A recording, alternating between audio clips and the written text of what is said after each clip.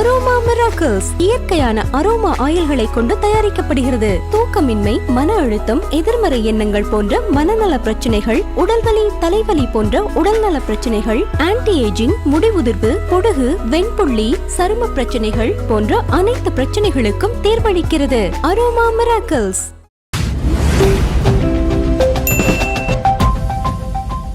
Rajinikanth statement அது ஒரு தாக்கத்தை ஏற்படுத்துச்சா ஏற்படுத்தலையா? ஏன்னா நேற்று வரைக்கும் ஒரு பரபரப்பு இருந்துச்சு, பல சேனல் டிபேட்டாகவே பண்ணாங்க. ஆனால் அந்த ஸ்டேட்மெண்ட் வந்து இப்போதைக்கு அது ஒரு இதாக இருக்கா, வீரியமாக இருக்குன்னு நினைக்கிறேன். எனக்கு தெரிஞ்சு ரஜினிகாந்த் வந்து அந்த ஸ்டேட்மெண்ட்டை விட்டுருக்க கூடாது. அதுதான் முக்கியமான விஷயமா நான் பார்க்குறேன். என்ன காரணம் அப்படின்னா, ரஜினிகாந்த் குறித்து கடந்த காலங்களில் எத்தனையோ விமர்சனங்கள் வந்திருக்கு, ரொம்ப கடுமையான விமர்சனங்கள்லாம் வந்திருக்கு. நாம் தமிழர் கட்சிக்காரர்கள் ரஜினிகாந்தை விமர்சித்தது போல் ஆபாசமாக, அருவருப்பாக, இன்னும் சொல்லப்போனால் வன்முறையை தூண்டும் விதமாகலாம் அவங்க கடுமையாக விமர்சிச்சிருக்காங்க. அன்றைக்கெல்லாம் எதிர்வினையாற்றாத ரஜினிகாந்த் இன்றைக்கி ஆதவ அர்ஜுனாவுடைய ஒரு கருத்துக்கு, இத்தனைக்கு அவர் ரஜினியை தப்பாவெலாம் சொல்லலை, என்ன தரக்குறைவாகவும் சொல்லலை. ரஜினிகாந்த் அரசியலுக்கு வர நினச்சாரு, அவரை வந்து வரவிடாமல் பண்ணது திமுக, ரஜினியை மிரட்டினாங்கன்னு அவர் சொன்னார். அவ்வளவுதான். இது ஒன்றும் ரஜினியுடைய சூப்பர் ஸ்டார் கிரீடத்தை பறிக்கிற வார்த்தையெல்லாம் கிடையாது. அதுக்கு வந்து இவர் எதிர்வினையாற்றுறாரு. அதுவும் எப்படின்னா, உங்களுக்கு காலம் பதில் சொல்லும் அப்படின்னா அதனுடைய அர்த்தம் என்னன்னா, தேர்தலில் நீங்கள் தோற்று போயிடுவீங்க அல்லது தேர்தலில் தோற்கடிக்கப்படுவீர்கள் தான் அதுக்கு அர்த்தம். ஏன்னா இப்படி ஒரு அறிக்கையை இவர் விட வேண்டிய அவசியமே இல்லை. இதை பார்க்கும்போது நமக்கு என்ன தோணுச்சு அப்படின்னா, விஜயினுடைய வெற்றி, விஜயினுடைய உயரம் ரஜினியை விட பெரிது, அதுதான் உண்மை இன்னைக்கு. அப்போ இது வந்து ரஜினியை வந்து கொஞ்சம் டிஸ்டர்ப் பண்ணியிருக்கு அப்படின்னு நான் நினச்சேன். அதுதான் இந்த அறிக்கை மூலமாக வெளிப்பட்டதாக நான் நினைக்கிறேன். நம்மை விட உயரத்துக்கு போன விஜய் இந்த தேர்தலில் தோக்கணும்னு இவர் நினச்சிட்டாருன்னு நமக்கு தோணுது. இன்னொரு பக்கம் இந்த விவகாரத்தில் ரஜினியை வந்து திமுக பயன்படுத்தி கொண்டதோங்கிற ஒரு சந்தேகமும் நமக்கு இருக்குது. ஏன்னா நீங்கள் வந்து எந்த காலத்திலுமே உங்கள் மீது வைக்கப்படுகிற விமர்சனத்துக்கு பதில் சொல்கிற நபர் கிடையாது. அப்படி இருக்கும்போது இதுக்கு மட்டும் நீங்கள் எதுக்கு பதில் சொல்லணும்? அதுக்கு அடுத்து நீங்கள் பதில் சொல்கிற அளவுக்கு அது வந்து உங்களை காயப்படுத்துகிற விமர்சனமே கிடையாது. இன்னும் சொல்ல போனால் அது விமர்சனமே இல்லை. என்றைக்கோ ஒரு விஷயம் நடந்ததாக ஒருத்தர் சொல்கிறாரு. இன்றைக்கி யூடியூப்பில் போய் பாருங்கள், ஒவ்வொருத்தனும் உட்காந்து கதை சொல்லிகிட்டு இருக்கான் ரஜினிகாந்த் குறித்து.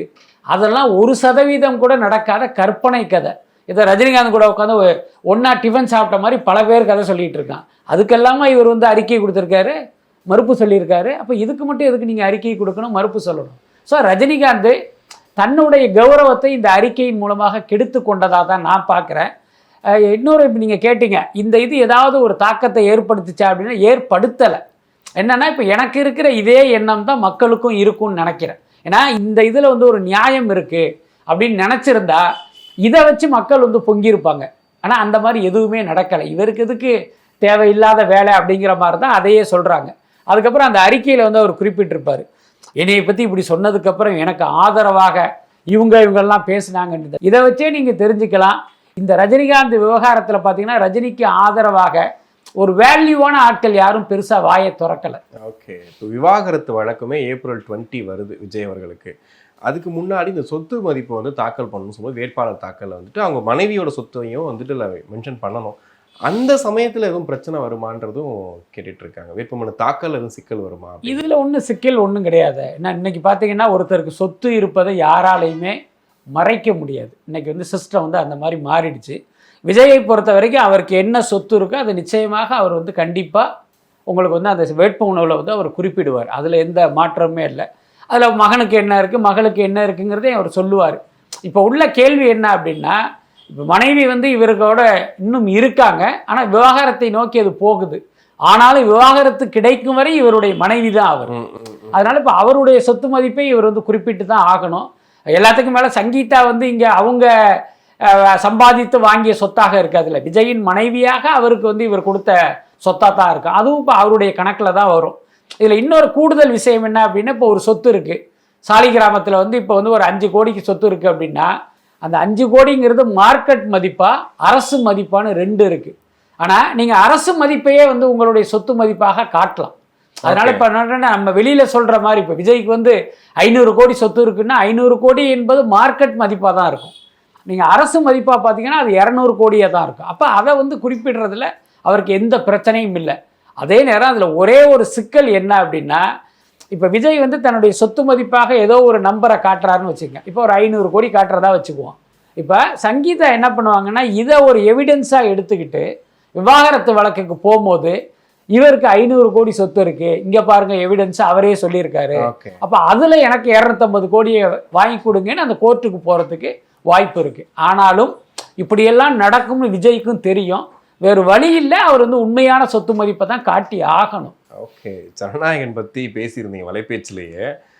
மே மாதத்துக்கு அப்புறம் தான் படம் ரிலீஸ் ஆகும் அப்படின்ட்டு சொல்லிட்டு. ஆனால் இந்த படத்தை பார்த்தாங்களா பார்க்கலையா, மும்பையில் உண்மையில் நடந்துச்சா நடக்கலைன்றது ஒரு கேள்வியாக இருக்குது. இல்லை அது குறித்து பார்த்தீங்கன்னா இந்த ஊடகங்கள்லாம் யூக செய்திகளை தான் போடுறாங்க. நமக்கு பெரிய வருத்தம் என்னென்னா, இங்கெல்லாம் பார்த்தீங்கன்னா பெரிய செய்தி நிறுவனங்கள்லாம் இருக்குது, அவர்களும் பார்த்தீங்கன்னா இந்த வாட்ஸ்அப் செய்திகளை தான் நியூஸாக மாற்றுறாங்க. இப்போ இன்னைக்கு வந்து ஜனநாயகன் ரிவைசிங்னு உங்களுக்கு வந்து ஒரு தகவல் கிடைக்கிது. அப்போ அந்த ஊடக நிறுவனங்கள் என்ன செய்யணும், என்ன இன்னைக்கு இந்த படம் பார்க்கப்பட்டதா பார்க்கலையா, பார்த்தாங்கன்னா எங்கே பார்த்தாங்க அப்படின்ட்டு இந்த செய்தியை தேடி போகணும்.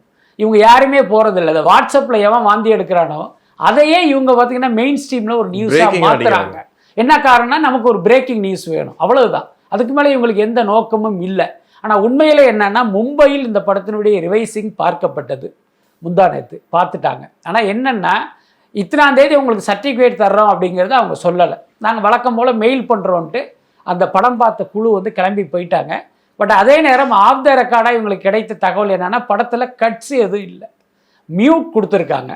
அதுக்கப்புறம் பார்த்தீங்கன்னா UA 16+ சான்றிதழ் கிடைப்பதற்கு ஒரு வாய்ப்பு இருக்குங்கிற மாதிரி உங்களுக்கு ஒரு தகவல் இருக்குது. ஸோ இதுதான் கடைசி கட்ட நிலவரம். அதுக்கு அடுத்து இந்த படத்தை தேர்தலுக்கு பிறகு தான் இவங்க ரிலீஸ் பண்ணுற ஐடியாவில் இருக்காங்க. ஆனால் இது எதுவுமே புரியாமல் சென்சார் போர்டு வந்து இந்த படத்தை தேர்தல் ஆணையத்துக்கு ஃபார்வர்ட் பண்ணிட்டாங்க, அவங்க ஒருத்தர படம் பார்க்க போகிறாங்கங்கிற மாதிரி என்னென்னவோ செய்திகள்லாம் வந்துக்கிட்டு இருக்கு. அது உண்மை இல்லை. ஏன்னா அந்த தேர்தலுக்கு முன்பு இந்த படம் ரிலீஸ் ஆகிற மாதிரி இருந்தால் தான் அதை தேர்தல் ஆணையம் பார்க்கணும். நான் இன்னைக்கு சர்டிஃபிகேட் வாங்கிட்டோமா, நான் என்னைக்கோ படம் ரிலீஸ் பண்ண போகிறேங்க போது எதுக்கு தேர்தல் ஆணையம் பார்க்கணும்? ஸோ அந்த நடைமுறை புரியாமல் இவங்க வந்து ஒரு வதந்தியாக கலப்பிக்கிட்டு இருக்காங்க. ஓகே, விஜய் எப்போ பிரச்சாரம் ஸ்டார்ட் பண்ண போகிறாரு அப்படிங்கிறது, ஏன்னா இப்போது தொகுதியே சொல்லிட்டாங்க, கிட்டத்தட்ட நீங்கள் சும்மா உத்தேசமாக சொல்லியிருக்காங்க. ஆனால் இவரோட பிரச்சாரம் எப்போ ஸ்டார்ட் ஆகும்? ஏன்னா எல்லாருமே பிரச்சாரத்தை ஆரம்பித்து போயிட்டு இருக்காங்க. இவ்வளோ நாள் SOP சொல்லிட்டு இருந்தாங்க, இப்போ SOPயும் கிடையாது, தேர்தல் ஆணையத்திட்ட பர்மிஷன் காட்டு வரணும். அதை எப்போ ஆரம்பிக்க போகிறார்? அதாவது இப்போ தேர்தல் தேதி அறிவிக்கப்பட்ட பிறகு நீங்கள் வேட்பாளரை அறிவிக்காமல் பிரச்சாரத்துக்கு போகிறதுங்கிறது அந்த பிரச்சாரத்தினால எந்த யூஸும் கிடையாது. அப்போ ஒரு தொகுதிக்கு போனால் இன்னார் நிற்கிறாரு, இவருக்கு ஓட்டு போடுங்கன்னு சொல்கிறது தான் ஒரு சரியான பிரச்சாரமாக இருக்க முடியும். இப்போ தாவேகாவை பொறுத்த வரைக்கும் எந்த கட்சியோடும் கூட்டணி பேச்சுவார்த்தை, தொகுதி பங்கீடுங்கிற இந்த பஞ்சாயத்து இல்லை. அவங்க நினச்சா இன்றைக்கே 234 வேட்பாளர் கூட அறிவிச்சிடலாம். ஆனால் என்ன சிக்கல் அப்படின்னா, மற்ற கட்சிகள் யாரை நிறுத்துறாங்க அப்படிங்கிறதை கவனித்து அதுக்கேற்ற மாதிரி ஒரு வேட்பாளரை நிறுத்த வேண்டியது ஒரு தேவையாக இருக்குது. நீங்கள் பாட்டுக்கு மனம் போன போக்கில் ஒரு 234 பேரை சொல்லிட்டீங்கன்னு வச்சுக்கோங்க, அதுக்கு ஆப்போசிட்டாக வந்து இன்னொரு வேட்பாளர் அங்கே நிறுத்துறாங்க அப்படின்னா அது ஒரு சிக்கல் ஆகிடும். அதுக்கு அடுத்து நம்ம எல்லாருக்கும் தெரிந்த உண்மை என்னன்னா, ஒவ்வொரு தொகுதியிலும் வேட்பாளர் நிறுத்தப்படுவது பார்த்தீங்கன்னா அந்த சாதி வாக்குகளை கருத்தில் கொண்டு தான். இந்த தொகுதியில் எந்த ஜாதி மெஜாரிட்டியாக இருக்காங்க, அப்படி ஒரு வேட்பாளரை நிறுத்தணுங்கிறது தான் எல்லாருடைய கணக்காக இருக்கும். அப்போ அந்த மாதிரி யாரெல்லாம் நிறுத்துறாங்கங்கிறத பார்த்து வந்து இவங்களுடைய வேட்பாளர் பட்டியல் வெளியாகும். அதுக்கப்புறம் இவருடைய பிரச்சாரம் வந்து சூடு பிடிக்கும். அப்படித்தான் நான் நினைக்கிறேன். கென் கருணாஸ் அவரே இயக்கி நடித்த படம் யூத்து, பெரிய எதிர்பார்ப்பு இருந்துச்சு படத்துக்கு. ஆனால் சென்சார் கிடைக்கல அப்படின்ற மாதிரிலாம் பிரச்சனைகள் சொன்னாங்க. படம் ரிலீஸ் ஆயிருக்கு, படம் எப்படி இருக்குது சார்? படம் நல்லா இருக்குது. இன்றைய தலைமுறை அந்த ஜென்சி கொண்டாடுகிற மாதிரியான ஒரு படமாக இருக்குது. கிட்டத்தட்ட அந்த யூத்துகளுக்கு பிடித்தமான ஒரு படமாக அவர் பண்ணியிருக்காரு. முக்கியமாக அவரே ஹீரோவாக நடித்ததால் இப்போ தனக்கு என்ன வரும் அல்லது நாம் பண்ணது எது மக்களுக்கு பிடித்தமானதாக கொடுக்க முடியும்னு தெரிஞ்சு அந்த படத்தை பண்ணியிருக்காரு. அதே நேரம் நீங்கள் கதையாக பார்த்தீங்க அப்படின்னா அந்த வழக்கமாக இந்த டீனேஜ் படங்களுக்குனே ஒரு ஃபார்முலா இருக்குது. கிட்டத்தட்ட ஒரு முக்காவாசி படம் ஒரு அராத்தா திரிவாங்க, அதுக்கப்புறம் பொறுப்பு வந்த ஒரு இளைஞனாக மாறுவாங்கங்கிற அந்த லைன் தான் இந்த படத்தினுடைய கதையும் கூட. பட் அதே நேரம் ஒரு ரசிக்கிற மாதிரி அந்த படத்தை எடுத்திருக்காரு. ரொம்ப சுருக்கமாக சொல்லணும்னா ஒரு நடிகராகவும் கென் கருணாஸுக்கு வந்து வெற்றி கிடைச்சிருக்கு, ஒரு இயக்குனராகவும் ஜெயிச்சிருக்காரு. ஓகே, ஆனால் அப்பா வந்து விஜய்க்கு எதிராக அரசியல் பண்ணிட்டு இருக்காரு. பையன் யூத்துன்ற படம், இது எப்படி எடுத்துக்கிறது? அதான் இப்போ கருணாஸுடைய அரசியல் எப்படிப்பட்டதுங்கிறத இதன் மூலமே நீங்கள் புரிஞ்சுக்கலாம். என்ன காரணம் அப்படின்னா, கருணாஸ் அரசியல்வாதியாக அவதாரம் எடுத்த பிறகு ஒரு சாதி அடையாளத்தோடு வந்தார்.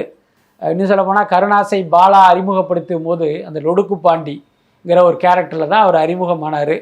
அன்னைக்கு வந்து அவர் தன்னை ஒரு தேவர் சமூகத்து நபராக அடையாளம் காட்டிக்கல, லொடுக்கு பாண்டியாக தான் அடையாளம் காட்டினார்.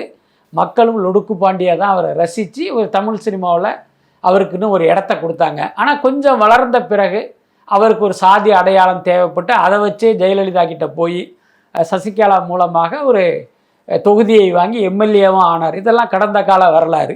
அதுக்கப்புறம் எடப்பாடி அந்த கட்சியை கைப்பற்றிய பிறகு கருணாஸ் போன்றவர்களை அவர் பெருசாக வந்து முக்கியத்துவம் கொடுக்கலை. அப்போ எடப்பாடியால் கைவிடப்பட்ட பிறகு அது வரைக்கும் மு.க. ஸ்டாலினையும் உதயநிதி ஸ்டாலினையும் திமுகவையும் கடுமையாக கழுவி ஊற்றிக்கிட்டு இருந்த கருணாஸ் திடீர்னு ஸ்டாலின் புகழ் பாட ஆரம்பித்து திமுக புராணங்கள் பாட ஆரம்பித்து இன்றைக்கி திமுக கூட்டணிக்குள்ளே போய் இணைஞ்சிட்டாரு. இப்போ திமுக கூட்டணியில் போனதாலேயே இவர் விஜயை விமர்சிக்க வேண்டிய நிலைமைக்கும் தள்ளப்பட்டார். நீங்கள் விஜயை விமர்சனம் பண்ணுங்கள், தப்பு கிடையாது. விஜய் ஒன்றும் விமர்சனத்துக்கு அப்பாற்பட்டவர்லாம் கிடையாது. அதெல்லாம் அரசியலுக்குன்னு வந்த பிறகு நிச்சயமாக யார் வேணாலும் விமர்சிக்கலாம் அவரை. அதே நேரம் உங்கள் பையன் அதே விஜயினுடைய டைட்டிலில் ஒரு படம் பண்ணுறாங்கும் போது முதல்ல என்ன பண்ணியிருக்குன்னா நீங்கள் அதை தடுத்து இருக்கணும். ஏன்னா நான் வந்து விஜயை திட்டிக்கிட்டு இருக்கேன்ப்பா, நீ வந்து விஜய் டைட்டிலில் படம் பண்ணினா அது வந்து எனக்கு வந்து ஒரு இதாக இருக்கும், அதனால் அதை பண்ணாதேன்னு நீங்கள் சொல்லியிருக்கணும். ஆனால் நீங்கள் என்ன நினைக்கிறீங்க, தன்னுடைய மகனின் வெற்றிக்கும் தன்னுடைய மகனுக்கு வந்து ஒரு கவன ஈர்ப்பு கிடைப்பதற்கும் விஜயினுடைய டைட்டில் தேவை அப்படின்னு அந்த விஷயத்தை கண்டும் காணாமல் இருக்கீங்க. அப்போ இதன் மூலமாக கருணாஸ் யார் என்பதை மக்கள் புரிஞ்சுக்குவாங்க, அப்படிதான் நான் நினைக்கிறேன். ஓகே, அஜித் அவர்கள் அடுத்த படம் வந்து ரொம்ப நாளாக சொல்லிட்டு இருக்கிறது ஆதிக் ரவிச்சந்திரன். திடீர்னு சிறுத்தை சிவா பக்கம் திரும்புறதா சொல்றாங்களே சார், உண்மையா சார்? ஆமாம், அப்படி ஒரு சந்திப்பு நடந்து அந்த மாதிரியான ஒரு பேச்சுவார்த்தை போயிருக்கு. அதை தான் நம்ம வலைபேச்சில் சொன்னோம். என்ன காரணம்னா கங்குவாக்கு பிறகு வந்து சிறுத்தை சிவாவுக்கு ஒரு மிகப்பெரிய செட்பேக். கங்குவா 2 பண்ணுறதாவெல்லாம் அப்போ அறிவித்தாங்க. ஆனால் அந்த படத்தினுடைய படு தோல்வியினால் அவருக்கு அடுத்தடுத்து படங்கள் கிடைக்கல. ரொம்ப வெளிப்படையாக சொல்லணும்னா கங்குவாவை தொடர்ந்து சிறுத்தை சிவா பண்ணுகிற ப்ராஜெக்ட்டுங்கிறது சன் பிக்சர்ஸ் தயாரிப்பில் அஜித் நடிக்கிற படம் தான். ஆனால் இப்போ கங்குவா தோத்ததால் சன் பிக்சர்ஸ் பேக் அவுட் ஆகிட்டாங்க. சன் பிக்சர்ஸ் பேக் அவுட் ஆனதுனால அஜித்தும் அந்த ப்ராஜெக்ட்லேருந்து நகர்ந்துட்டார். அதுக்கப்புறம் இவர் பல ஹீரோக்களுக்கு ட்ரை பண்ணுறாரு, யாருமே இவருக்கு டேட் கொடுக்க முன் வரல. விஜய் சேதுபதியை மீட் பண்ணால் அவர் பவுண்டு ஸ்கிரிப்ட் கேட்குறாரு. அதுவே இவருக்கு பெரிய அவமானமாக நினச்சி ஃபர்தராக அங்கே அவர் டீல் பண்ணலை. இப்போ இந்த நேரத்தில் தான் இந்த கேம்பை ஆடு ஷூட் பண்ணுறதுக்காக அஜித் மீண்டும் அவரை அப்ரோச் பண்ணி இதற்காக மலேசியா துபாயெல்லாம் போகிறாங்க. அங்கே ஒரு இடத்துல உட்காந்து பேசும்போது தன்னுடைய ஃபீலிங்ஸ் எல்லாம் அவர்கிட்ட ஷேர் பண்ணியிருக்காரு. ரஜினியை வச்சு படம் பண்ணலான்னு போனேன், அவர் வெறுமனே ஆறுதல் சொல்லி அமிச்சிட்டாருங்கிற மாதிரிலாம் ரொம்ப வருத்தப்பட்டு அவர் பேசினதில் அஜித் வந்து ஒரு மாதிரி எமோஷ்னல் ஆகி சரி ஓகே நம்மளே பண்ணுவோம், ஒரு கதை ரெடி பண்ணுங்கன்னு சொல்லி இப்போ அடுத்த படமாக சிறுத்தை சிவா படத்தை வந்து அவருக்கு பண்ணுற ஐடியாவில் இருக்கார். ஆனால் என்னன்னா இது வரைக்கும் ப்ரொடியூசர் கிடைக்கல. எந்த ப்ரொடியூசர் கிடைக்கிறாரோ அதை வச்சு தான் இந்த அடுத்த கட்டத்துக்கே நகரும். இல்லை, ஆல்ரெடி பெரிய விமர்சனமே வந்துச்சு, சிவா பக்கம் போவேனா சிவா பக்கம் போயிடாதீங்கன்னு ஒரு பெரிய விமர்சனமே வந்துச்சு அவர் மேலே. அதாவது எந்த நடிகரும் ரசிகர்களுடைய கருத்தை விருப்பத்தை வந்து பெரிதுபடுத்த மாட்டாங்க. அவர்களுக்கு எது சரின்னு தோணுதோ அதை செய்வாங்க, அவர்களுக்கு எது பிடித்தமானதோ அதை அவங்க செய்வாங்க. இப்போ இவரோட படம் பண்ணுறது வந்து ஒரு ரசிகர்களுக்கு பிடிக்கல அல்லது ரசிகர்களுக்கே பிடிக்கலைங்கிறதுனால அவர் வேணான்னு சொல்லிடுவாரா? எல்லாத்துக்கும் மேலே சிறுத்தை சிவாவுக்கும் அஜித்துக்கும் ஒரு நல்ல நட்பு இருக்குது. அதுக்கடுத்து பார்த்திங்கன்னா அஜித் ஒர்க் பண்ணும்போது ஒரு கம்ஃபர்ட் ஜோனில் இருந்து ஒர்க் பண்ணுவார். அதெல்லாம் வந்து சிறுத்தை சிவா வந்து பார்த்து பார்த்து செய்வார். அதுவும் கூட அவரோடு தொடர்ந்து படம் பண்ணுவதற்கு காரணம் எல்லாத்துக்கும் மேலே சிறுத்தை சிவாவுடைய படங்கள் மீது நமக்கெல்லாம் விமர்சனம் இருந்தாலும் அவர் ஒரு நல்ல ஹியூமன் பீயிங். இந்த வழக்கமான அலட்டல், இந்த பந்தா அந்த மாதிரிலாம் இல்லாமல் பார்த்திங்கன்னா ரொம்ப ஒரு எளிமையான ஒரு கேரக்டரு. எல்லாத்துக்கும் மேலே சிறுத்தை சிவாவை எனக்கு பிடிக்காதுப்பா, அவர் வந்து ஒரு அலட்டல் பார்ட்டின்னு யாருமே சொல்லி யாருமே கேட்டிருக்க மாட்டாங்க. ஸோ அப்படி ஒரு குட் கேரக்டராக இருப்பதும் அஜித்துக்கு வந்து பிடித்தமானதாக இருக்கும்னு நினைக்கிறேன். ஓகே, கருப்பு ஒரேடியாக மே 14 போயிட்டாங்களே சார். இல்லை, அதான் இன்றைக்கு பார்த்தீங்கன்னா நீங்கள் எத்தனை பெரிய ஹீரோவை வைத்து படம் எடுத்தாலும் ரிலீஸ் தேதியை வந்து நீங்கள் டிசைட் பண்ண முடியாது. ஓடிடி நிறுவனங்கள் தான் டிசைட் பண்ணும். அதுதான் இன்றைய சூழ்நிலை. கருப்பு படத்தை பொறுத்த வரைக்கும் அந்த டிஜிட்டல் ரைட்ஸ் இவ்வளோ நாள் விற்காமல் இருந்தது, சமீபத்தில் தான் அது சைன் ஆனது. ஸோ இப்போ அவர்களுடைய லைனப் படி அந்த படம் வந்து மே மாதத்துக்கு போயிருக்கு. ஓகே, ஆனால் அந்த பெரிய ஹீரோ அந்த இதெல்லாம் இப்போ இல்லையா சார்? சூர்யாவோட அந்த லிஸ்ட்டில் இல்லையா? இல்லை, சூர்யா வந்து அந்த லிஸ்ட்டில் இல்லை தான். பட் அதே நேரம் இப்போ விஜய் வந்து அரசியலுக்கு போயிட்டாரு, அஜித் கார் ஓட்ட போயிட்டாருங்கிறதுனால இப்போ அடுத்து தெரிவது சூர்யாவாகத்தானே இருக்க முடியும். அப்போ முன்னால் ஓடுன 2 பேர் இல்லை அப்படிங்கும்போது இப்போ ஆட்டோமேட்டிக்காகவே இவர் அந்த இடத்த நோக்கி போயிடுவார். ஸோ அந்த எண்ணத்தில் தான் இப்போ நிறைய படங்கள் கூட அவர் பண்ணிக்கிட்டு இருக்காரு. அதே நேரம் கடந்த காலங்களில் அவர் கொடுத்த தோல்வி காரணமாக அவர் வந்து ஒரு பெரிய லைம் லைட்டில் இல்லை, அதுதான் உண்மை. ரொம்ப வெளிப்படையாக சொல்லணும்னா சிவகார்த்திகேயனுக்கு அடுத்த இடத்துல தான் சூர்யாவே இருக்காரு. பட் அதே நேரம் இப்போ அவர் நடிச்சுக்கிட்டு இருக்கிற இப்போ வரப்போகிற கருப்பு படமாக இருக்கட்டும், விஸ்வநாதன் சென்ஸாக இருக்கட்டும், இதில் ஏதாவது ஒரு படம் பெரு வெற்றி அடைந்தால் இப்போ சூர்யா ஆட்டோமேட்டிக்காக அந்த இடத்துக்கு வந்துடுவார். எனக்கு தெரிந்து கருப்பு படம் அதற்கான தகுதியான படமாக இருக்கோ இல்லையோ, விஸ்வநாதன் சென்ஸ் வந்து ஒரு வெற்றி படமாக இருப்பதற்கு வாய்ப்பு இருக்குது.